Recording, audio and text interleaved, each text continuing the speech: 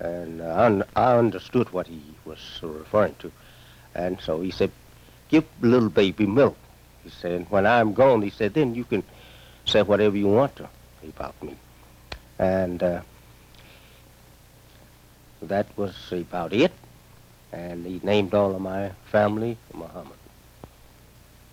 Where did Farad Muhammad come from? And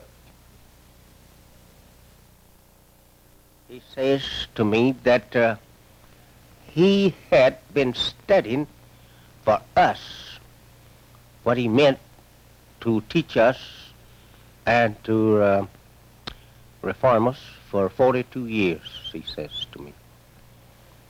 And that his father, he says, I should let the world know these things, what he said to me.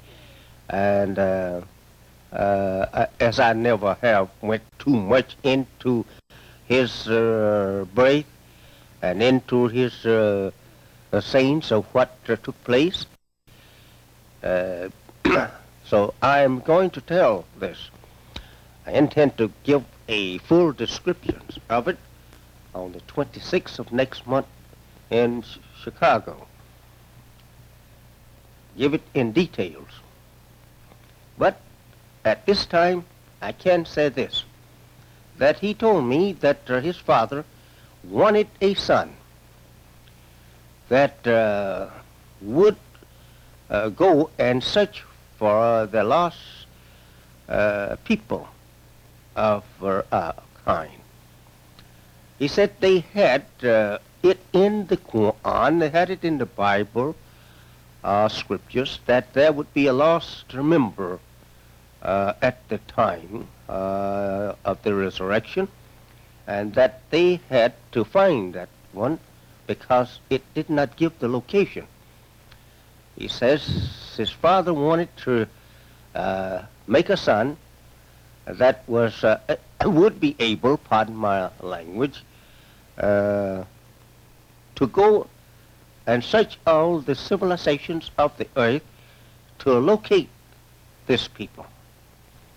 And when he finds them, he would be able to teach them and make a disciple of his own of them, to teach them, and try and get them together and return them again to their own people. And so he said he was that man, and his father, first child, was a girl. And so he smiled and he says he had to make another try for me. And he said that his father was darker than any of us that he was talking to at the time. So he's a real dark man. He was still alive. And he said, this is the way that this took place.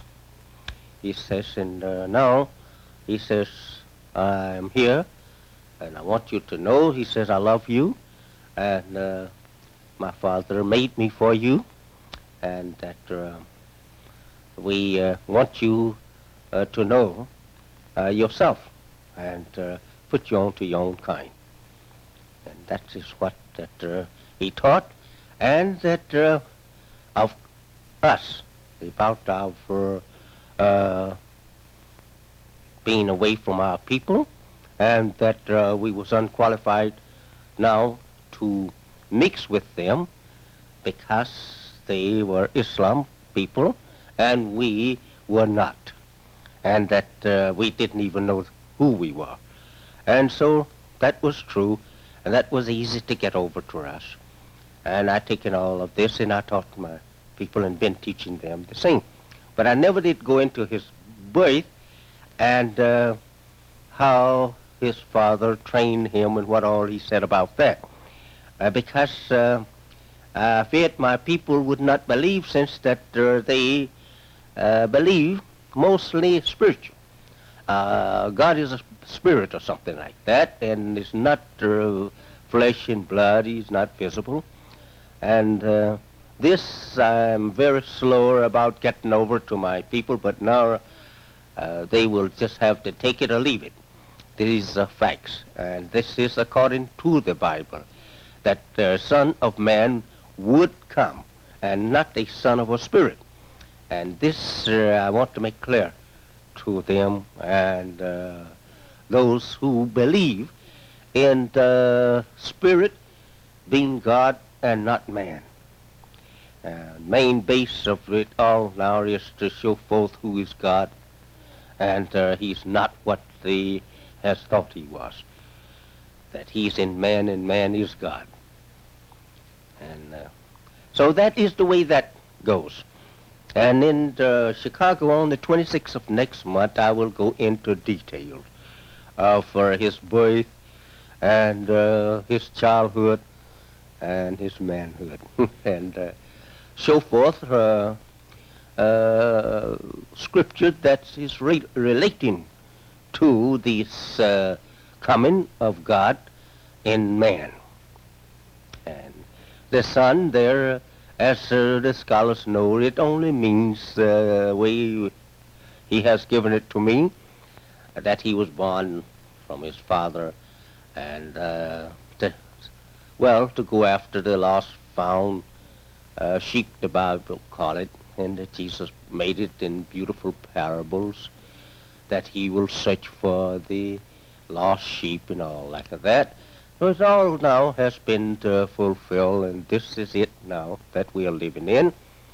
And that my work from him is to teach my people these facts and to reform them and make them what they should be, as they are children, as the Bible teaches, from God, but they are lost in evil and practice evil, and that they must now forego evil and accept righteousness, because they are creatures of righteousness. What happened to Farad Muhammad? Why did he disappear? Well, that happened like this. After he had given to me what he wanted to give to me as the teachings and the work of preparedness of our people, then it was not necessary for him to remain here among us. So he taken his leave, as it is said in Quran that the people is not worthy that God remain among them, but he makes a messenger of that people, that through that messenger he will reach the people through him. And the Bible is verified the same. And so he left, and that he give me hint about his return, but now there is just as much prophesy that he will return or he will not return, as there is of his returning. Because the Bible say he will send his angels and they will take care the gathering of his people. I don't expect him to return in person, not like that, because there is too much for us to look forward to that he will not. It is not really necessary if he's going to send his own people, as they refer to angels, to gather the believers of my people. It's not necessary. Where did he go and where did he dwell? Well, that is something that we actually cannot say. If one would open up such truth as the truth of God to the people, I do think that he's within his rights to stay out of the sight of the people.